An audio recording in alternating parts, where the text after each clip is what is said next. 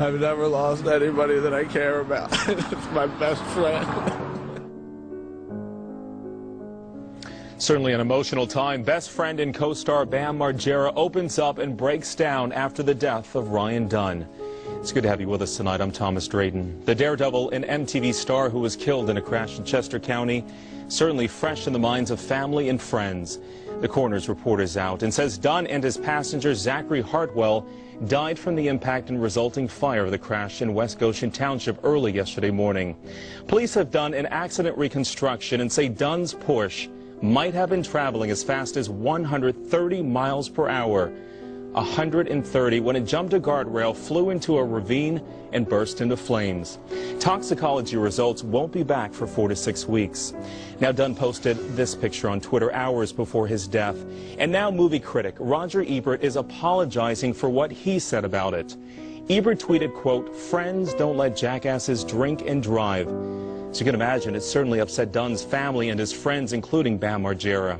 Ebert said in his Chicago Sun-Times blog today that his tweet wasn't intended as cruel, but he added that while it was probably too quick to tweet, he stood by his message. Our Chris O'Connell spoke with Margera tonight. I know the two were very close, Chris. They sure were. Fellow Jackass star Bam Margera was actually in Arizona, Thomas, when he got the call. He said shook his world, informing him that his best friend he considers his brother was killed in a fiery crash about a mile here from Westchester in West Goshen Township. Well, tonight, Margera went back to that crash site for the very first time. It was a very emotional time for him. Right afterwards, he spoke only to us about his friend. I've never lost anybody that I care about. It's my best friend. I was in Arizona when I heard it. I just remember I was with friends having the best time ever. And at 12:30, I just started punching out the windows of the rental van and ripping out the speakers. And I don't even know why. I wasn't mad at anything or anybody. And if it's 12:30 there, that means that it was exactly when he crashed. He was the happiest person ever. The smartest guy. He has so much talent. And he had so many things going for him. It was not right. It's not right.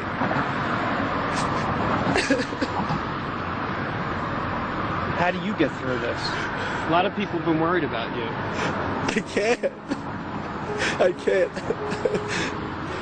Do you know how horrible it is being on an airplane for 6 hours, not being with everybody? You're just stuck on an airplane.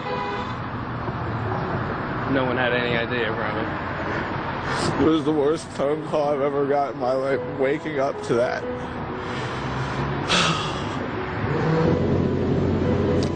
Margera clearly overwhelmed in that interview. He says everyone in the world knew Dunn as that guy with the crazy antics and stunts in the Jackass movie. Margera says he knew Dunn like no one else in the world, like his brother. He says he will never recover from a loss like this, Thomas. Certainly understand his pain. You think about your own friends, the ones that you love, and about losing them.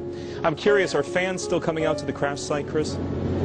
Yeah, perhaps even more today than yesterday. Fans are flocking there, putting down flowers. But one thing we saw in particular was this. People coming to the crash site, fans and non-fans, trying to gather, steal anything they could get their hands on, from broken headlights to parts of the engine block. Some people actually told me they're going to put some of this stuff on eBay and sell it. T-shirts and lighters and all kinds of things have already made their way on eBay. But at the crash site, you should have seen these people pilfering away whatever they could. I talked to a police officer. They said that is illegal. That is still an investigation scene. And these people should not be doing this, but they were taking away everything they could get their hands on. And frankly, I think it's a disgrace, Thomas. It really is. It's downright low. I mean, come on, people. Our Chris O'Connell reporting tonight. It's just sad. Chris, thank you.